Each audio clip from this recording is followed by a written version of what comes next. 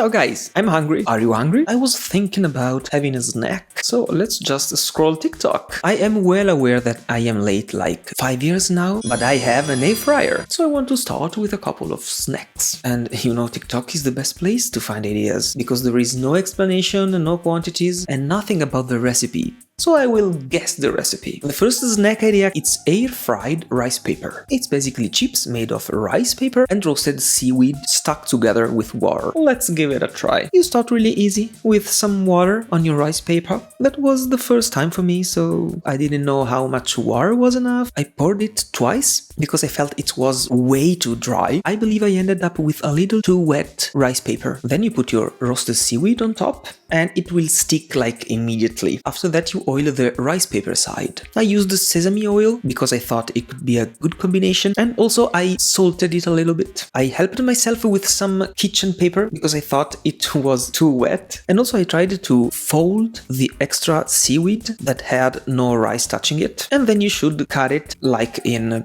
bites size or in chips size. Some are good and some simply curl themselves immediately, and then you can already move it to the air fryer basket. I believe the secret is to keep them far from each other. I have no idea for how long. At 180 degrees. It was very quick. Actually, I had no idea what I was doing. And after 4 to 5 minutes, here we are. I don't know if I undercooked them or overcooked them. There is no way I can understand it. Also, I don't think that it can change so much in color, so you basically don't know when they are done. I believe the whole point is that they just have to be crunchy.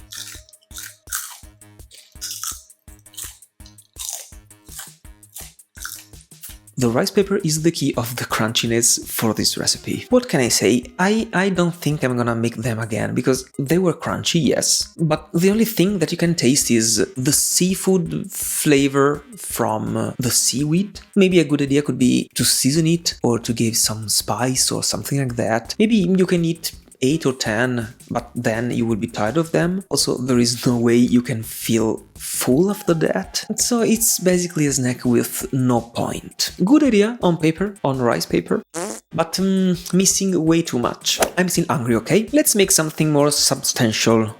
This one is the college breakfast. You start with some bread. I used 2 layers because I wanted the borders to be thicker. Basically you need 2 squares. Push very hard in the center so you will have a hole. Oil or butter the bottom side, and then you are ready to crack an egg in it. With the first one, I noticed that the yolk didn't stick to the center, so I kind of tried to lower the center part of the second one and then crack an egg in there too. It worked. I previously cooked some bacon, very crispy. You have to build a bacon frame around the eggs and all around the borders. I used 4 stripes of bacon for each square, and then it's time to go in with the cheese. I believe you should put the cheese only on the borders again, but with the grated cheese is basically impossible, so I just made a mess all over the place. And ta-da! The preparation is done.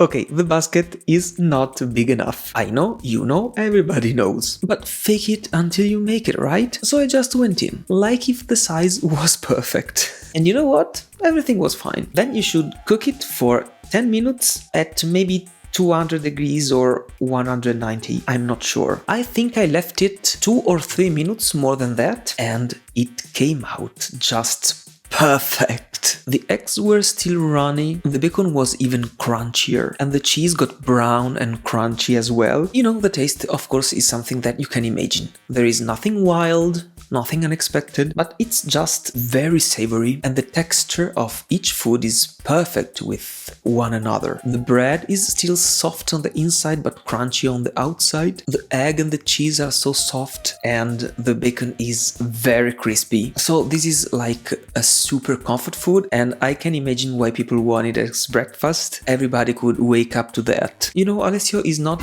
even a big fan of fast food or American food, but it doesn't cook it at home, and even him had to admit that it was amazing. Okay, now I'm not that hungry anymore. I'm missing a crunchy snack. Everybody has made crunchy chickpeas, but I want to make the green peas. I don't even know why I want to explain you this. The whole procedure is open your can, pour your peas, and very important, dry them. Then season them as you wish. I've put curry, garlic powder, and paprika. Olive oil and also a little bit of salt. Then you just mix them very well. Move them to the basket. The whole point is that they need to be far from each other. And I make this mistake because they were like all together, very close. But you know what can go wrong? It was 50 minutes, 180 degrees. And I believe this time as well, I left them 3 to 4 minutes more. After that, you are left with this amazing peas. Look at the crunchy texture. I mean, come on, they are like the perfect crunchy snack, right? Let's try them!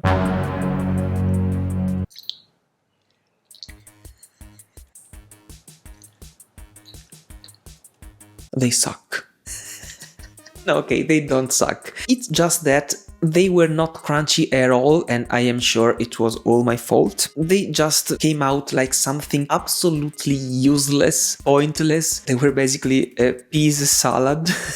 But at the end, I don't even know with the crunch. Could I enjoy them? Are they worth the effort? I don't think so. That was a fail. You know what's not gonna be a fail? The next one. We are making pepperoni pizza pockets.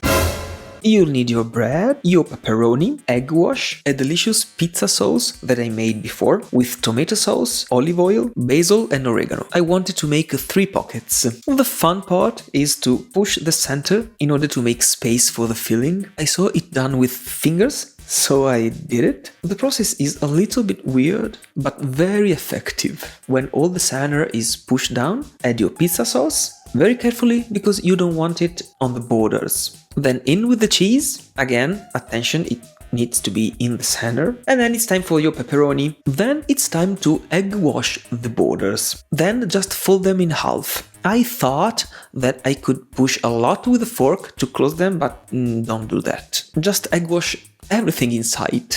You know what? You already can tell you are about to have a great snack. Air fry them for 8 minutes, 180 degrees. I think I left them a couple minutes more. Okay, I mean, are you looking at them? They came out golden. This is a redefinition of the concept of perfection. I'm a little bit dramatic. But come on, look at them. I wanted to break them in half as I saw on TikTok, and it was exactly as I dreamed it. When something so easy comes out so good, I don't even know how to comment it. What should I say? It was cheesy, it was very pizza flavor, the pepperoni were amazing in there. What else I can say?